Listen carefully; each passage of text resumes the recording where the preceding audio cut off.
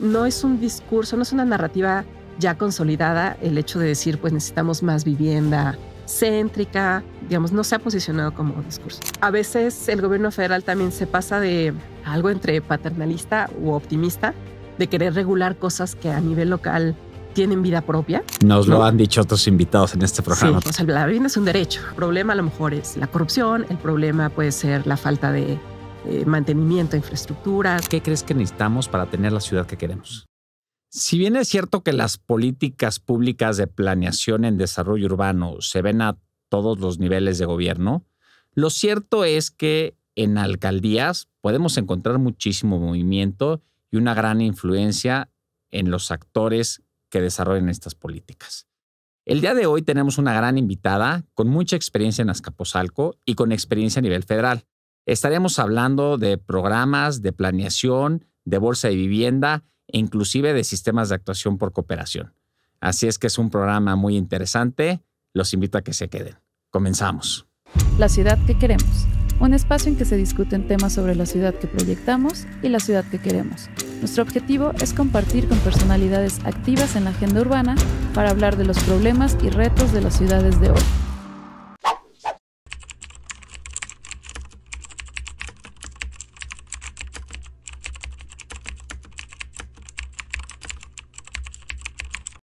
Bienvenidos y bienvenidas a la ciudad que queremos. Miguel Chesitz, ¿cómo estás? Mi querida Lidia, qué gusto saludarte. Muy bien, ¿y tú? Bien, también. Aquí les saluda Lidia González. El día de hoy tenemos con nosotros una mujer admirable. Ella es politóloga, académica, ha sido funcionaria y le sabe a todos los temas: ciudadanía, procesos democráticos, finanzas, ciudades, por supuesto. Janet de Luna, ¿qué tal? Muchas gracias por estar acá. Hola, muchas gracias por invitarme. Feliz. Eso.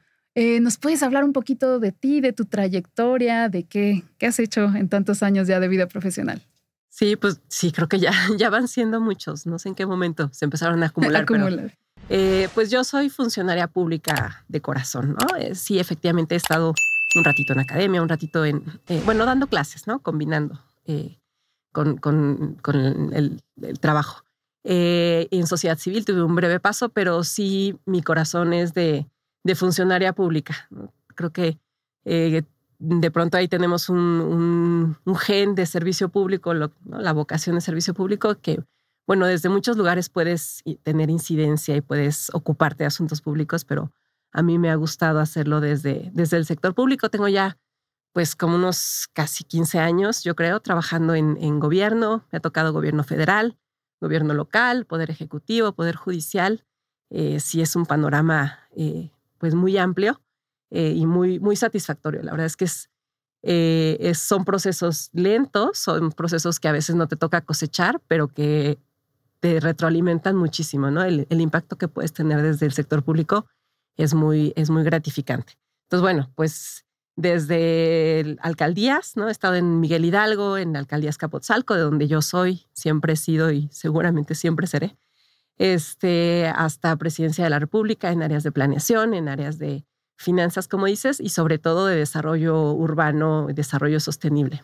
Muy bien, si te parece bien, arrancamos entonces con Azcapotzalco, este amor que le tienes a la alcaldía. Si nos puedes platicar un poco pues las características territoriales, dónde creciste, imagino yo, y bueno, pues ya después tu labor en la alcaldía como tal y el proceso de planeación tan importante que hubo recientemente.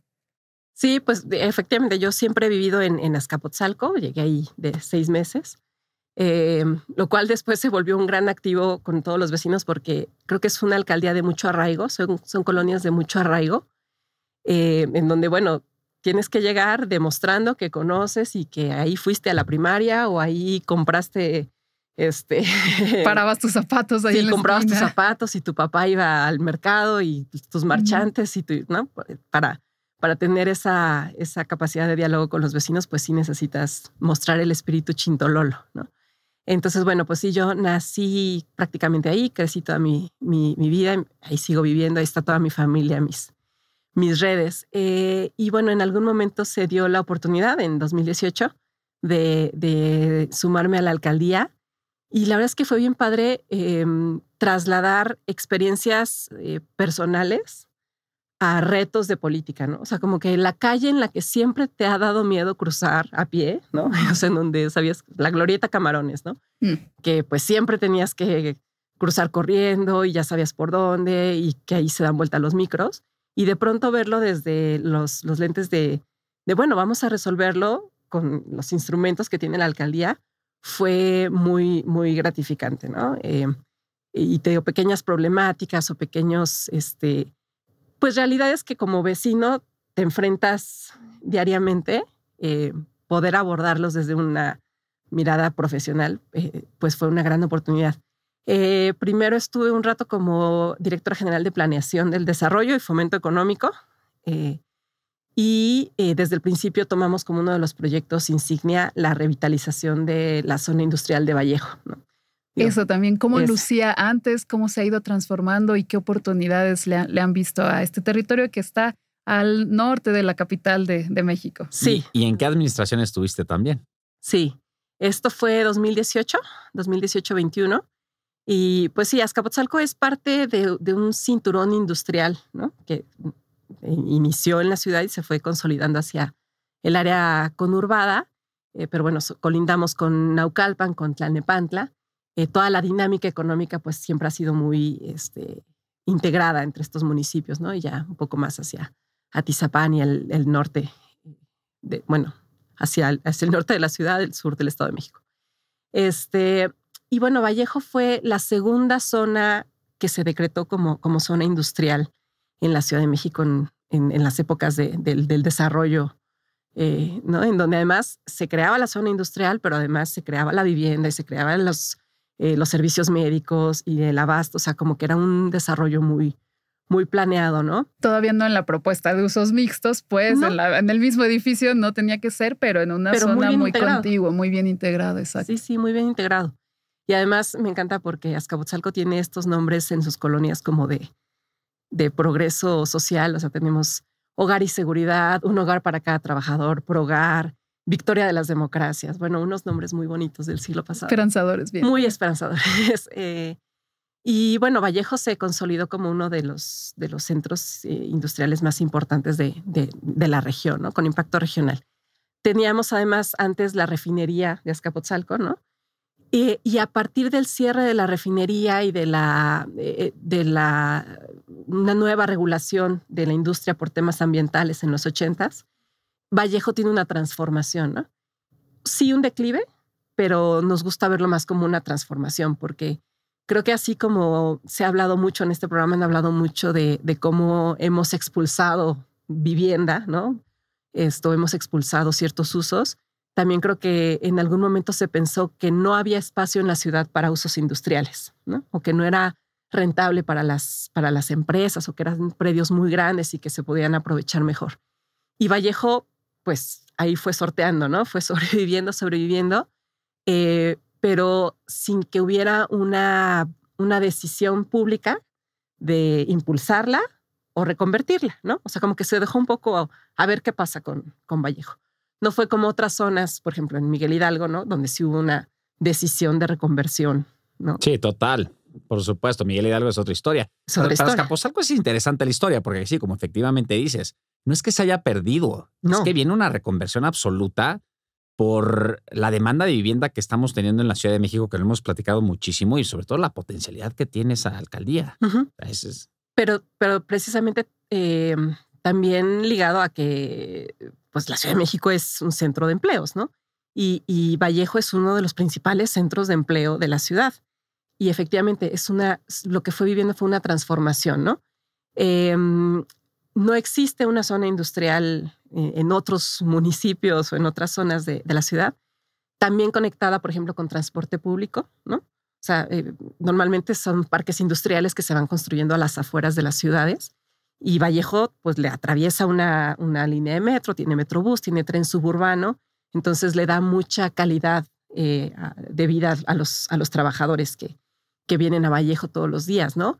Y estudiantes también. Y estudiantes, y tiene un ecosistema universitario muy, muy importante. Está el ESIM, el Politécnico, está la UAM Azcapotzalco, están otras universidades privadas, como potencial también para desarrollo de los equipamiento trabajadores. y de todo, sí. Exacto. Y lo que vimos cuando llegamos, vimos que Vallejo seguía siendo pues este gran motor económico, ¿no? Actualmente, bueno, en el último censo económico, Azcapotzalco es la localidad de mayor producción manufacturera de la zona metropolitana. O sea, a lo mejor pensamos que es, no sé, Ecatepec, Cuautitlán Izcalli, estas... Sí, uno pensaría que es inclusive lo que le llaman el famoso cinturón industrial, claro. ¿no? Que es todo Cuautitlán y toda esta zona ya del Estado de México. Sí. No pensaría uno que es Azcapotzalco. Cuando nosotros llegamos estaba, o sea, el censo anterior lo tenía en segundo lugar y lo dejamos en primer lugar de producción manufacturera, 125 mil millones de pesos al año, que es casi un punto del PIB, casi 5 puntos del PIB manufacturero del país, ¿no? Wow. Entonces te das cuenta de que hay esa gran capacidad económica, a lo mejor ahora en otras industrias, o sea, más orientado, por ejemplo, a la logística, ¿no? Es un gran centro logístico de la zona centro del país. La industria farmacéutica, ¿no? Ha llegado ahí también a hacer desarrollos e inversiones muy importantes. Y bueno, empresas tradicionales y todas las grandes empresas de México tienen ahí sus centros de distribución, ¿no? Dime una cosa, ¿y qué futuro le estás viendo tú a Vallejo? ¿Crees que siga siendo una alcaldía con ese potencial de desarrollo? ¿Crees que pueda convertirse o transformarse en otro tipo de uso? ¿Cómo ves Azcapotzalco en los próximos años? Pues mira, un poco eso fue lo que tratamos de plasmar en el plan parcial. Se hizo un programa parcial de desarrollo para ¿Cuándo Vallejo. hicieron ese programa parcial? Quedó publicado en 2020. En 2020-2050 quedó como horizonte. Está aprobado en el Congreso. ¿Cuánto tiempo se tardaron en hacer el estudio?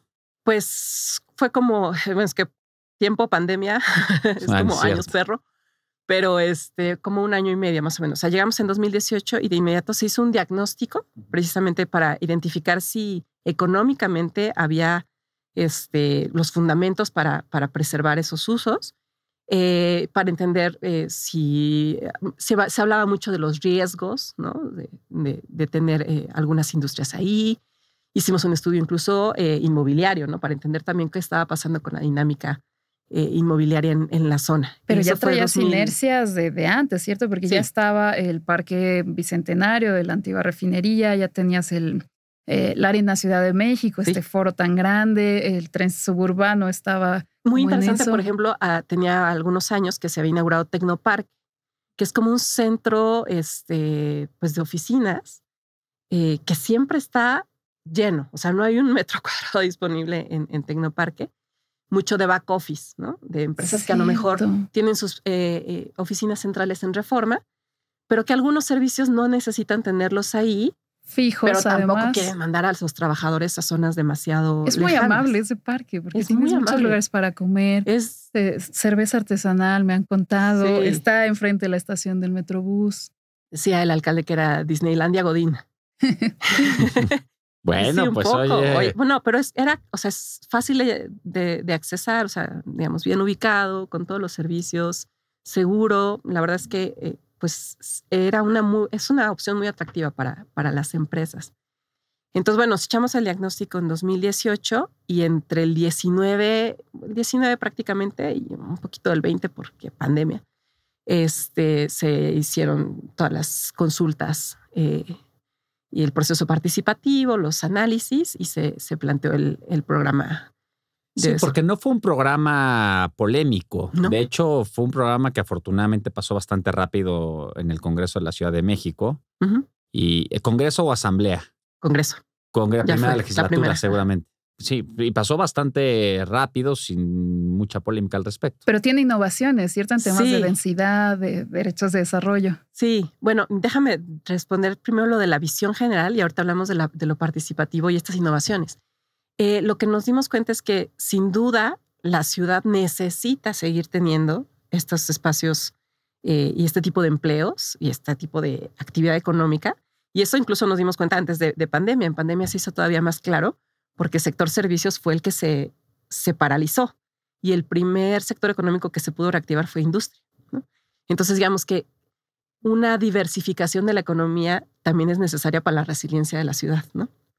Entonces, bueno, nos dimos cuenta que sin duda se necesitaba que el tema de logística y distribución, bueno, vimos las potencialidades, ¿no? Pero ese tema de logística que también se hizo todavía más evidente en la pandemia, es muy importante. También, digo, una de las grandes ventajas irreplicable es la aduana de Pantaco. Tenemos un puerto seco ahí en Azcapotzalco. Tú te puedes traer mercancía desde Kansas y no declarar hasta Azcapotzalco, y ya de ahí distribuir a la zona centro. ¿Cómo se llama? Pantaco. Hay un mercado por ahí increíble. Sí, todo un ecosistema también. No, yo estoy seguro que muchos de la gente que nos sigue en el programa va a notar va a reconocer y se va a identificar claro, en estas zonas que hemos ido nombrando. Pues sobre todo por competencia económica, ¿no? Decir, oye, pues si me lo puedo declarar hasta que llegue una vez a Azcapotzalco en la zona de Pantaco. Y ya estás en el corazón del país. Claro. A ver, la forma de distribuirlo es bastante rápida una vez que estás ahí. Es un centro intermodal, o sea, digo, ahí hay también almacenamiento, pero más bien, o sea, llegan trenes, salen camiones, ¿no? Tenemos ahí una, no desventaja, más bien una oportunidad no aprovechada de que casi siempre se regresan vacíos los trenes, ¿no? O sea, habría que ver por qué no producimos tanto, o sea, somos más centro de consumo que de producción, ¿no? Pero bueno, se decidió mantener como principal vocación la industria, pero sí se identificaron nuevas necesidades y oportunidades, ¿no? Necesidades en cuanto a servicios para los trabajadores. O sea, ahí si tu empresa no tiene comedor, pues, o sea, hay 2, 3 tacos de canasta por ahí, pero no hay restaurante, o sea, no hay una oferta de servicios para quienes trabajan ahí, ¿no? Y también, o por ejemplo, hotelería. Bueno, recientemente se construyó un hotel sobre Vallejo, pero como enfocado a negocios, hay oportunidades de desarrollo ahí, mucho también interés en servicios, por ejemplo, para aduanales o de asesoría para las empresas, que los usos actuales, los usos que estaban entonces no permitían, ¿no? Y que también sí había potencial para introducir vivienda en algunas vialidades, ¿no? Que no, o sea, un poco cambiando, revirtiendo este modelo con el que nació de fragmentación de usos y ahora integrando un poco más para que pues también los trabajadores pudieran idealmente, ¿no?, vivir cerca de la zona. Entonces el programa parcial incorpora corredores de servicios, incorpora corredores de vivienda, también aprovechando pues la conexión al transporte público.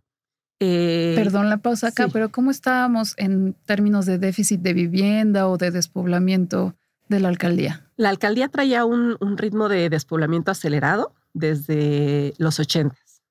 Había perdido cerca de, estoy tratando de acordarme, pero aproximadamente el 20% de su población. Muy simbólico. Sí. Y muy interesante también ya cuando lo ves también del lado social, ¿no? Porque Azcapotzalco daba vivienda para trabajadores, ¿no? Hay muchísimas unidades habitacionales y las colonias estaban bien fraccionadas, bien planeadas. Y ahora lo que veíamos era una población envejecida, porque eran esos trabajadores de los 60, 70 que se hicieron de su casa, que sus hijos seguramente estudiaron carreras en las universidades públicas de la alcaldía, pero sus hijos ya no se podían quedar a vivir en Azcapotzalco, ¿no? O sea, el fenómeno que vemos en otras zonas de la ciudad. Y entonces, bueno, o seguían viviendo con los papás, ahora ya vivían los papás y los hijos vivían hay mucho el fenómeno de renta de cuartos para estudiantes, para trabajadores, de manera informal. Ajá. Pero entonces, pues sí, población envejecida, una pérdida de población económicamente activa y pues una menor densidad habitacional. Poblacional, pues, o sea, menos gente habitando las viviendas, ¿no? Una zona que está súper bien servida. Sí, Azcapotzalco es el centro de la zona metropolitana, ¿no? Estamos al norte de la ciudad, pero al centro de la zona. No, y como dices, tienes unas avenidas Camarones que después se convierte en Miguel Hidalgo, llega hasta Miguel Hidalgo y me parece que se convierte en Mariano Escobedo, ¿no? Cuitláhuac se convierte. Cuitláhuac es la que se convierte, es decir, tienes todos los accesos, ¿no? Sí. Entonces sí. Pero a ver, yo quiero cambiar un poco el tema porque hemos platicado mucho tiempo de Azcapotzalco. Sé que quiere decir... Yo estaba pensando en eso, pero tenemos un pendiente con las innovaciones del plan Vallejo y con eso cerramos. Si sí, para que cierres tu corazoncito con Azcapotzalco. Sí, fue porque carta de amor a Vallejo. Exacto, carta de amor a Vallejo. Así le vamos a llamar aparte, este programa. Te voy a decir, me casé en esos años y me casé en Vallejo. Entonces, o sea, y tuve a mi hijo y ya me decía mi jefe, bueno, nada más falta que le pongas Vallejito a tu hijo. Sí.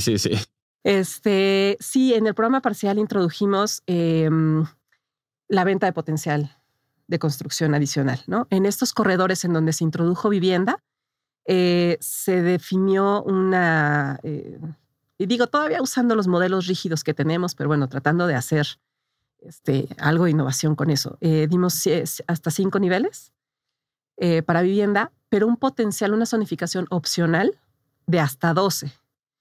Digo, que tampoco nos lleva a alturas. Claro, pero cuando te refieres a opcional, ¿en qué sentido? En el sentido de que si tú hacías una aportación, o sea, la compra del potencial, podías adquirir hasta 7 niveles adicionales a tu uso base para llegar a los 12, ¿no? ¿Y dónde haces la compra? Bueno, ahí se nos quedó en suspenso la historia. Se hicieron varias propuestas, ¿no? Interesante que lo más difícil de resolver es el trámite, cómo vas otorgando el uso de suelo.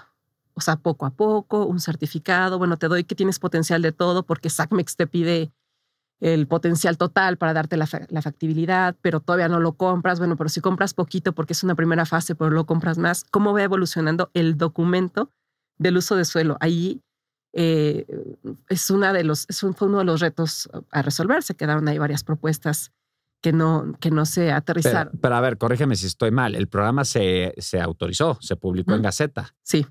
Eso significa que está vigente. Sí. Entonces, en estricto sentido, hay un derecho de poderlo hacer. O sea, si yo llego con uno como desarrollador inmobiliario y quiero hacerlo, podría tocar la puerta y decir, oye, el programa manifiesta esto. Sí. Quiero utilizar estas herramientas innovadoras que el mismo programa establece, pero tendremos ese reto de que la misma autoridad te tendría que decir sí. O sea, reconozco que está publicado, pero no está instrumentado. Pero todavía no sé bien cómo hacerlo porque el 1, 2, 3 de los actos administrativos, a través de los que se va a materializar ello, pues no estamos tan claros. Sí, que a ver, dicho sea de paso, no son la primera autoridad que lo hace. Hemos tenido aquí invitados también. Julio César fue el que nos comentó, que nos decía es que hay municipios en donde no sabían que tenían instrumentos en sus códigos para poder recaudar. O sea, el presidente municipal ni siquiera lo sabía. Llegamos, hicimos una consultoría y le dijimos, oiga, usted ya tiene todo esto. Y no sabían. Entonces, o sea, vaya, no es no sorprende, ¿no? Es común que los marcos normativos posibiliten, pero que muchas de las veces no está reglamentado. Exacto. Y que los operadores pues no sabemos cómo implementarlo. Sí, ya sabes, como que el transitorio que no termina de... Exacto, ¿no? Exacto. Entonces, digamos, esto quedó como una norma particular. Una norma particular en la cual, o sea, los usos de suelo están dados y hay plena certeza y el que quiera construir en donde se dio uso, no sé, mixto con 5 niveles, tiene la seguridad. Sí, sí. Hay una norma particular que permite en ciertos corredores que tú hagas una aportación económica con una tasación que tampoco está todavía publicada y que tú puedas acceder a un potencial de construcción adicional. Entonces, en los transitorios se establece que se tienen que reglamentar estas normas para que puedan instrumentarse, ¿no? Básicamente, o sea, los pasos o lo que quedó pendiente de definir es esto de la fórmula de tasación, cómo asignas un precio pues a estos metros cuadrados adicionales, cuál es el vehículo financiero para hacer estas aportaciones, ¿no?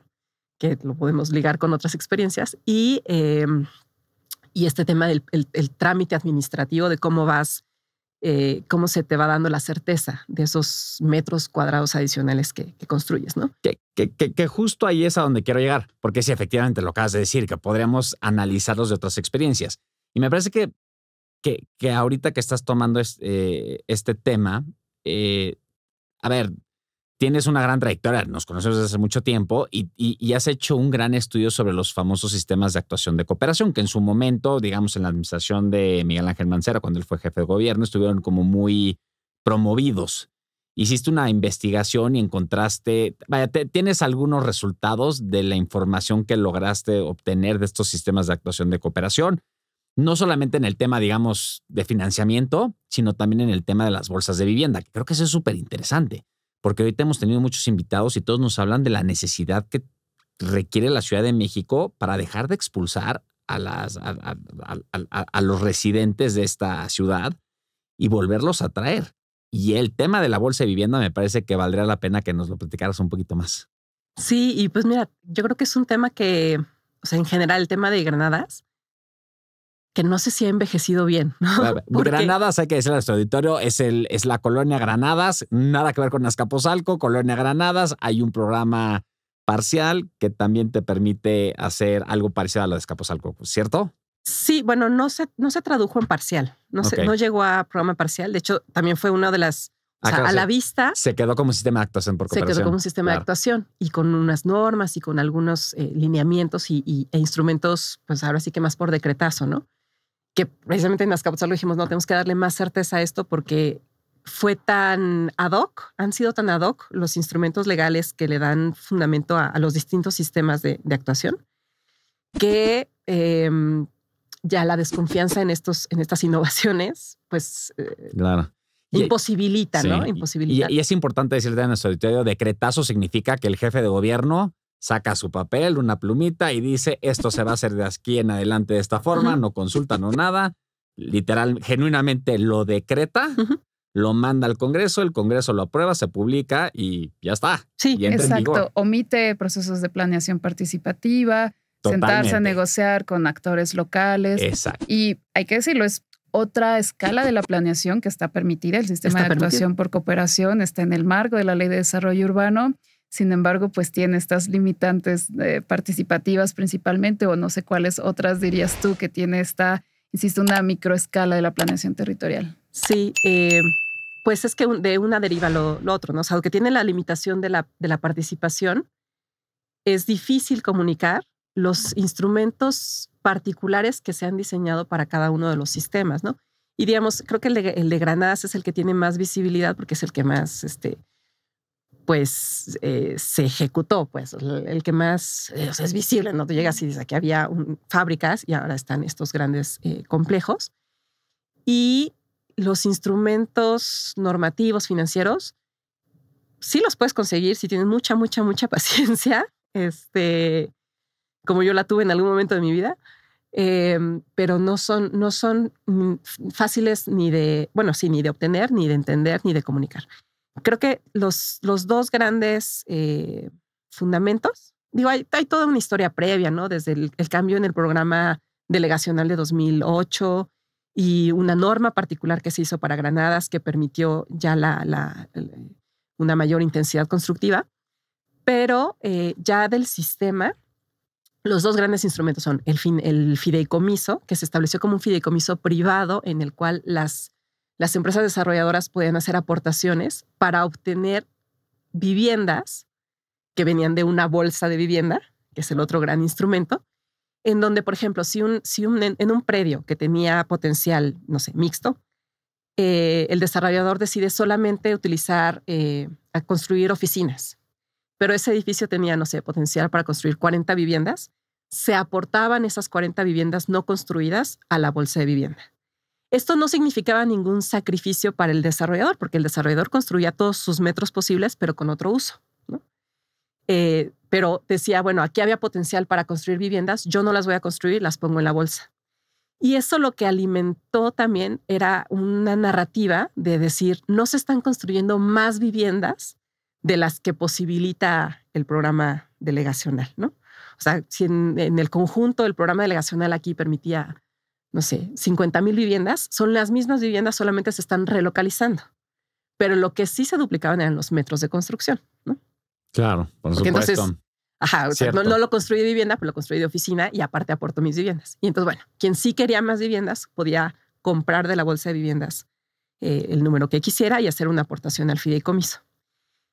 Ahora, también cosas que fueron muy opacas, ¿no? Muy difíciles de entender y que nadie hizo un esfuerzo por comunicar, era la fórmula de tasación, ¿no? Igual, a cuánto vendías la vivienda, cuántas viviendas había todavía en la bolsa, de dónde provenían, quién las estaba comprando y cómo se utilizaba el dinero del fideicomiso.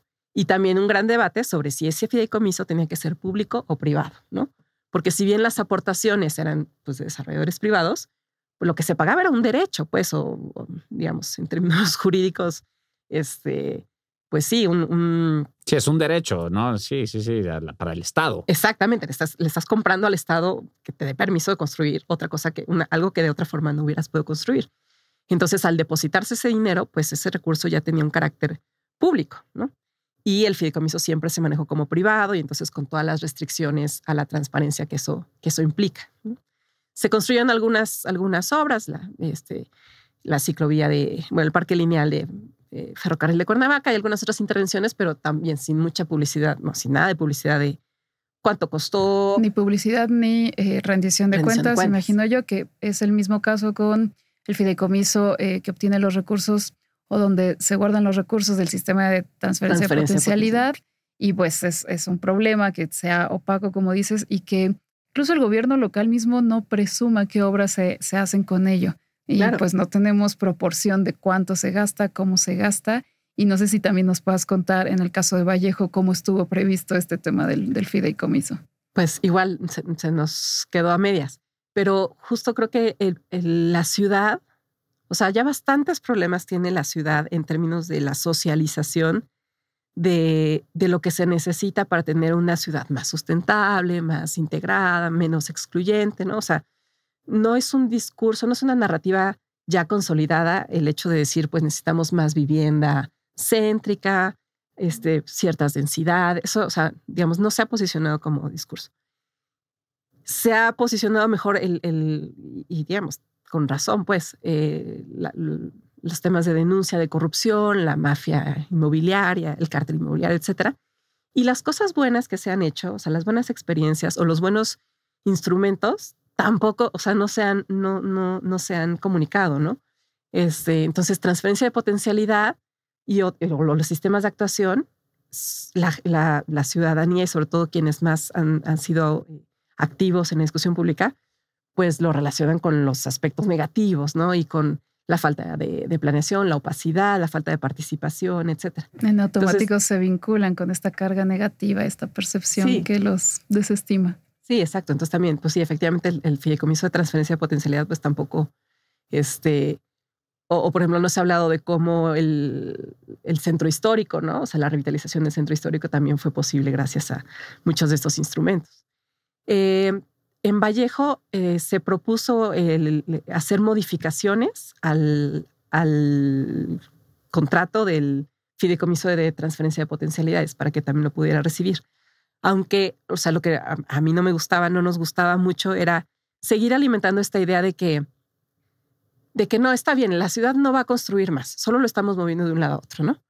Porque creo que sí hay que decir, no, la ciudad sí puede construir más, ¿no? Sí, o sea, por supuesto. Por ejemplo, en el SAC de Tacubaya se inventaron ya esta bolsa de viviendas ya no era de viviendas, era una bolsa de suelo que se alimentaba, por ejemplo, con el suelo no desarrollado de la Alameda Tacubaya, ¿no? O sea, ahí no hay un potencial que transferir. O es como si transfieres el potencial de un camellón, ¿no? Sí, es cierto. O sea, no tenemos que seguir buscando la cuadratura de dónde sacamos su potencial de suelo. No, a ver, la ciudad requiere este tipo de vivienda, este tipo de equipamientos.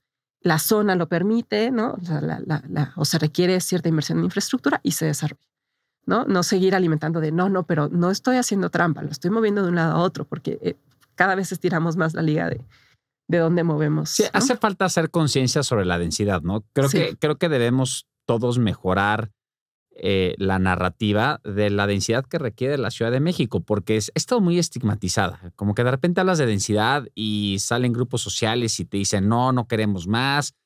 No estamos exentos, no somos la única ciudad en todo el mundo que le pasa esto, pero me parece que sí tenemos que hacer una mejor labor de articular nuestra narrativa para que la gente entienda y la población entienda que necesitamos más densidades, ¿no? Ciudad de México, aparte, tenemos el suelo para tener más densidad. Sí, totalmente. Es desmitificar. Desmitificar cosas, ¿no? lo que has de decir. Y ajustar las condiciones para el acceso equitativo a ese suelo construido. Y acceso equitativo, estoy de acuerdo para contigo. Quién esa densidad, para quién la vivienda que sí se construiría en Ciudad de México, ¿cierto? Coincido contigo. ¿Para quién es otra pregunta? Y abordando integralmente, pues, o sea, se entiende, ¿no? Los temas del agua, los temas de movilidad, los temas de, no sé, seguridad, ¿no? Pero la vivienda, digamos, no es el problema, ¿no? O sea, la vivienda es un derecho, ¿no? El problema a lo mejor es la corrupción, el problema puede ser la falta de mantenimiento de infraestructuras, ¿no? Pero tener vivienda en sí mismo no es es un derecho. Es un derecho, exactamente. Entonces, esa como la educación, como la salud, como todas. Janet, tocaste el tema de la corrupción, que sabemos que pues en la industria de la construcción es tremendamente grave, ha escalado, hay mucha denuncia, está en la discusión pública, está en la agenda, pero ¿tú consideras que es paralizante al momento de implementar planes, al momento de todo este quehacer público del urbanismo? Sí, pero no solamente la corrupción, ¿no? O sea, lo que yo diría es la falta de certeza para todos los actores, sin duda llegó a un punto en 2018 en el que paralizó el desarrollo urbano, ¿no? O sea, la falta de certeza para quien desarrolla, la desconfianza de los vecinos, ¿no? De que, sabes, una obra y primero apuestas porque seguro es ilegal, exactamente, y ya luego averiguas. La desconfianza o también la vulnerabilidad para los funcionarios públicos a nivel alcaldía, digo, también a nivel ciudad, pero los que están en ventanilla, sí creo que se ha vuelto muy pues, de alto riesgo, pues, ¿no? O sea, hay muchas decisiones que hay tal ambigüedad y tal, pues sí, falta de certeza jurídica que pues muchos se sienten en riesgo a la hora de tomar decisiones, de autorizar ¿no? algún trámite. Y entonces ahí es donde te paralizas, ¿no? O sea, te paralizas como inversionista, te paralizas como funcionario. Los vecinos también se ponen a la defensiva. Eso ¿no? es cierto, ¿no? O sea, sí me ha tocado en mi experiencia que hay funcionarios que de repente les pones, no sé, una constancia de alineamiento y número oficial, que pues es una constancia, es decir, no te están dando ni más ni menos, simplemente te están reconociendo la superficie de huella que tienes y hay funcionarios a nivel alcaldía que si ven que la huella es grande, no te lo dan. Oye, pero ¿por qué no me lo das? O sea, con ese alineamiento en número oficial no voy a construir. Uh-huh. O sea, me falta un camino bastante arduo todavía para poder presentar mi registro de construcción. Lo único que necesito es que me des la constancia de alineamiento en número oficial. Uh-huh. Pero el funcionario desde ahí le da miedo. Sí. ¿No? Y tú dices, no, porque entonces vas a detonar y entonces ya está viendo todo. Pero un poco es esta conciencia, es, oye, pues sí se va a detonar vivienda, pero porque tengo un potencial para hacerlo y... ¿sabes? Intimidan las dimensiones e intimida el ruido público. Exacto, sí. Exacto, pero es un poco... Pero tampoco puede ser pretexto para no cumplir con tus obligaciones, ¿verdad? No, pero... es que es lo que dice mucho, eso es lo que dice del sector privado, ¿no? Uh-huh. Es, oye, pero no le estoy pidiendo nada ni que esté fuera de la ley, ni que esté en contra de la zonificación, o sea, estoy pidiendo... una constancia de alineamiento número oficial, no un documento mayor. Sí, y digamos, en los casos más sencillos, en donde vas por uso de suelo directo y sí. no debería haber esas situaciones, pero sí se da mucho en donde ya hay la aplicación de alguna norma, ¿no? De alguna norma particular, o que te están reconociendo derechos adquiridos, algo que ya es difícil de explicar, que si los funcionarios se quedan así, ¿no? O también, por ejemplo, hubo varios intentos en esta administración por incentivar, ¿no? Entonces, con algunos decretos otra vez, ¿no? De, pues, trámites express y preferencias, pero si no está armonizado con el resto de la ley, por eso hablo de la falta de certeza jurídica, pues no, o sea, como que el funcionario se queda, pues sí, pero tu decreto dice una cosa, pero la ley de procedimiento administrativo dice otra, ¿no? Entonces, Creo que hemos llegado a un clima en el que esta falta de certeza y esa desconfianza sí es paralizante, ¿no? Y la ciudad, aparte de los muchos otros temas que imposibilitan que tenga el desarrollo que necesita, pues este tema social de certeza y de saber, y también saber cuando algo no está bien, pues a qué instancias recurrir las tres partes, pues sí es algo que ya, digamos, que tiene años paralizando. Ahora vale la pena también comentarlo, que sí hemos visto algunos casos, y a lo mejor tú nos puedes platicar alguno, en donde la propia autoridad más local, digamos, las alcaldías, hayan intervenido a favor del interés público, ¿no? Donde vemos que incluso los alcaldes, en Miguel Hidalgo lo tenemos, ¿no? El alcalde actual está, cuando le llega algún dictamen sobre un cambio de uso de suelo, él los niega. Acaba pasando por la Comisión de Desarrollo e Infraestructura Urbana y pues acaban aprobando. Pero yo sí he visto declaraciones de muchos alcaldes que dicen, oye, yo mi dictamen que me preguntaba a mí el Congreso, la CEDUBI, yo lo negué. Yo lo rechacé como a favor del interés público porque sabía que cambiar este potencial en esta zona podía traer justo esta desarmonización con otras normas, cuestiones de movilidad de agua. pero pues lo encajonaron, me dijeron gracias, lo encajonaron y sacaron estos cambios de normativa. Pero ¿tú tienes algún ejemplo sobre este tipo de características donde alguna alcaldía haya intervenido a favor del interés público? Pues mira, primero creo que estando en la alcaldía y sobre todo en estas áreas de desarrollo urbano, yo creo que es un buen lugar si no quieres tener amigos en la vida, ¿no? Porque nunca quedas bien con nadie. Es un lugar para hacer amigos, ¿no? Totalmente. O sea, vas a hacer enojar a unos, a otros, a la siguiente vuelta va a ser al revés. Los vecinos un día confían en que tú los puedes representar y defender y al día siguiente tú eres parte de la mafia. Sí. Y bueno, son gajes, es el amor al servicio público, son gajes del oficio, así es esto. Así es esto, ¿no? Entonces, de pronto te pueden reconocer, de pronto te pueden satanizar. Pero creo que en general, pues sí la alcaldía es el primer intermediario ya sea entre desarrolladores y vecinos o entre vecinos y gobierno central.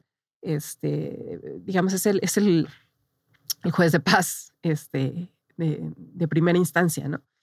Y sí creo que hay condiciones que en algunos momentos se dan las condiciones para que los titulares de las alcaldías puedan tener más decisión a la hora de hacer esa defensa, ¿no? Digamos, sigue siendo una estructura jurídica particular la de las alcaldías, ¿no? O sea, no tienes todas las atribuciones de un municipio, dependes mucho, tu presupuesto sigue dependiendo de... Total, ¿no? Tu presupuesto, tu seguridad sigue dependiendo los de policías, los verificadores, ¿no? Sí. Tienes coordinación, está bien, pero la seguridad pública o ciudadana sigue siendo del gobierno de la Ciudad de México. Entonces, digamos que no eres un actor político suficientemente fuerte para imponer algunas decisiones. Lo que tienes que hacer es tratar de facilitar esta mediación y esta comunicación, ¿no? Entonces, bueno, pues sí, pues creo que hay muchos casos en los que, sobre todo, por ejemplo, el tema patrimonial, ¿no? Es porque eso es muy común que los primeros que detectan violaciones son los vecinos y entonces van con la alcaldía y entonces es quien entra ahí a la defensa de algunas, no sé. Sí, digamos que puede ser la autoridad de primer contacto. Sí. Pero con un alcance todavía muy, muy limitado, ¿no? No solo has participado en gobiernos locales, también has estado en gobierno federal. Entonces, si nos puedes contar cómo puede el gobierno federal, a tu juicio y desde tus experiencias, incidir en las decisiones locales sin estorbar las autonomías. Uh-huh. Pues sí, estuve en sus inicios en la Comisión Nacional de Vivienda y luego en la SEDATU primera generación. Y estoy muy contenta de regresar ahora también a gobierno federal, habiendo pasado ya estas experiencias en gobierno local, ¿no? Porque creo que, las atribuciones están en lo local, pero sin duda los efectos que pueden tener las regulaciones, las políticas y, bueno, como se ha visto, el financiamiento federal, pues es incluso mayor, ¿no? al que tienen los municipios. Entonces, creo que al gobierno federal le toca mucho pues esta parte de regulación, de establecer una política, porque sí creo que cuando a nivel de Estado, ¿no? Podemos hablar de qué tipo de ciudades queremos y de cómo queremos que las ciudades, siempre hablamos de ciudades, pero también las localidades rurales, ¿no? O sea, cómo se deben articular en estas regiones, en estos sistemas urbano-rurales, pues das pie para que se ocurran cosas a nivel local, ¿no? En el tema de financiamiento, creo que hay muchos ejemplos de cómo desde lo federal puedes ayudar o no a los municipios. Es muy conocido pues toda la experiencia que hubo del financiamiento masivo a nivel federal a la construcción de vivienda, en la que si bien como federación tú no incides en los usos de suelo, pues si abres la llave de un flujo de financiamiento tan masivo como el que hubo sin tener una buena coordinación con los municipios, pues generas muchos de estos desarrollos que se dieron en zonas no aptas, ¿no? Y si le cierras la llave o la modulas o la diriges hacia donde quieres que se financien los proyectos, pues lo logras. O bien a nivel de transporte público masivo, ¿no? estos fondos que había, que ahorita se están sustituyendo, pero no con mucha claridad, para apoyar el transporte masivo, los fondos metropolitanos, pues sí es una forma en la que incides directamente en lo que los municipios requieren, ¿no? Creo que a veces el gobierno federal también se pasa de, pues, algo entre paternalista u optimista, de querer regular cosas que a nivel local tienen vida propia. Nos lo han dicho otros invitados en este programa también. Sí, y te digo, la verdad es que regreso yo ahora a gobierno federal habiendo pasado por alcaldías y pues sí con una visión más realista, ¿no? Más sensible, creo que sensible y empática de lo que realmente necesitan las alcaldías. Si tú pones regulaciones muy estrictas sobre el tono de blanco que debe llevar la señalización vial, pues bueno, o sea, uno, nadie se va a enterar, dos, nadie te va a pelar. Tres, vas a invertir recursos en fiscalizar algo que no es... Inclusive nos han dicho que detectan molestia de los mismos presidentes municipales. Oye, claro, a mí no me vengas a decir de qué color es el blanco, de qué... O sea, no, yo aquí tengo mi cierta idiosincrasia, mis usos, mis costumbres. No vengas tan paternalista a decirme. Sí, o digamos, escoge tus batallas, porque si hay algunos usos y costumbres, ¿no? Que sí necesitamos ir modificando, ¿no? Totalmente, sí. O ir introduciendo rampas en las banquetas, ¿no? Pero hay otras que es un desgaste innecesario en la relación entre los diferentes niveles, ¿no? Ahora que vas a dar este paso de vuelta al gobierno federal, quizás nos pudieras compartir tu balance y ya comprometiéndote, pero vamos a enfocarnos en lo positivo. ¿Cuál es el balance que nos deja esta administración federal en materia territorial? Hubo un despliegue de normas técnicas, de programas de ordenamiento territorial. Entonces, bueno, ¿qué les deja y cuál verías tú que son las expectativas ahora que vas a participar? Pues justo eso, yo creo que la apuesta por la regulación y por el marco normativo creo que es muy valiosa. Y no nada más en ordenamiento territorial, o sea, efectivamente se financió desde el gobierno federal la actualización de muchos programas de desarrollo locales, unos con más éxito que otros, ¿no? Habrá que ver también ya su implementación, pero bueno, se vio un esfuerzo tal vez insuficiente también por la escala y o sea, el rezago que hay en la actualización de estos instrumentos, pero bueno, se dio, ¿no? Y también a nivel de normas y de algunos otros instrumentos manuales, ¿no? Eso creo que es muy valioso y ahora toca verdaderamente implementar y ver cómo se les da seguimiento en lo local. Creo que el del programa de mejoramiento urbano, estas grandes obras de equipamientos, creo que es muy valioso que todos nos creamos que se pueden hacer cosas bien hechas, ¿no? En municipios y en municipios muy rezagados y en predios con condiciones muy adversas. Creo que toca también ahora involucrar más a los municipios en ese tipo de acciones y también pues no descuidar el tema de la infraestructura básica y los equipamientos pues a lo mejor más pequeños de un impacto comunitario también muy, muy importante, ¿no? Y te decía, no nada más en ordenamiento territorial, sino también en movilidad, pues lo que se logró en estos 6 años de introducir el derecho a la movilidad en la Constitución, la Ley General, el Sistema General de Movilidad y Seguridad Vial, ¿no? Que también apenas a nivel federal se empezó a institucionalizar, pues creo que es un gran avance. Yo añadiría como expectativa, a título personal propia, que estamos en una fase de planeación joven. Hay mucha voluntad por planear, porque los territorios tengan sus instrumentos.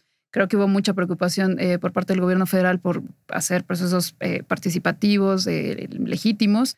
Sin embargo, no hemos transitado a la fase de evaluación de lo que hacemos, tanto en las obras que ya comentabas, ¿no? En lo del programa de mejoramiento urbano, como en los programas de qué se está logrando con estos programas. Creo que sería importante, no sé si estés de acuerdo en transitar hacia estos momentos de evaluación y crítica. Sí, sin duda. Creo que ha habido desarrollos en los últimos muchos años en indicadores de vivienda, ¿no? El rezago habitacional lo tenemos muy bien caracterizado en temas de acceso a servicios, ¿no? Pero los indicadores que nos dicen que nuestras ciudades están funcionando mejor, todavía creo que no los tenemos tan claros, ¿no? y digo, cada vez hay más herramientas para obtener buena información, satelital, etcétera. Y sobre todo también desde una perspectiva integrada con lo ambiental, ¿no? Creo que nos falta desarrollar efectivamente los instrumentos de evaluación, y también porque son procesos pues de muy largo plazo, ¿no? Entonces a lo mejor una intervención que haces hoy pues se va a ver reflejada en 10, 15, 20 años. Y entonces, más a nivel federal. Y después ya no vas a saber si fue debido a qué, ¿no? Pero tenemos que hacer el esfuerzo. Hablabas de tu paso por la CONAVI, la Comisión Nacional de Vivienda. Si nos puedes platicar qué hacen allí y sobre todo también qué tipo de vivienda se subsidia en el país, dónde está ubicada y cómo se toman estas decisiones. Pues mira, el marco normativo de vivienda también se modificó durante el sexenio pasado. En el momento en el que a mí me tocó estar, a la Comisión Nacional de Vivienda le tocaba la rectoría de la política de vivienda, ¿no? Que se instrumentaba a través de los organismos nacionales, Infonavit, Fobiste y los organismos estatales. Entonces, en ese momento lo que venía con mucha fuerza ya durante 2 sexenios prácticamente, o sea, desde el 2000, era esta visión financiera, ¿no? O sea, lo que se necesita es dar financiamiento sostenido y suficiente a las personas para que las personas compren sus viviendas donde quieran, ¿no? Entonces, bueno, pues todos sabemos en lo que resultó eso. O sea, fue tampoco todo es blanco ni negro, ¿no? Ahorita se puede hablar de que el Infonavit vuelva a construir porque saneó sus finanzas, ¿no? O sea, como que si no hubiera tenido todo ese proceso de consolidación como institución financiera, pues a lo mejor, o sea, no hubiera recobrado la fortaleza y la credibilidad y el capital para poder volver a hablar de construir vivienda. Pero en ese momento, pues sí, lo que ocasionó fue la expansión o digamos,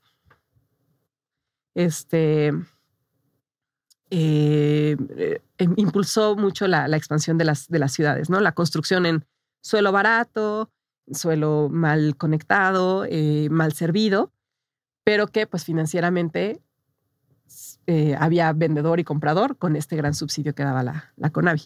En 2013 se modifica este programa, se restringe, fue una forma justo como de entendiendo la distribución de atribuciones entre niveles de gobierno, cómo puedes incidir, ¿no? Bueno, entonces, si yo estoy dando un subsidio que está dándole viabilidad a cierta vivienda que yo no quiero que se construya, pues entonces modifico las reglas de ese subsidio, ¿no?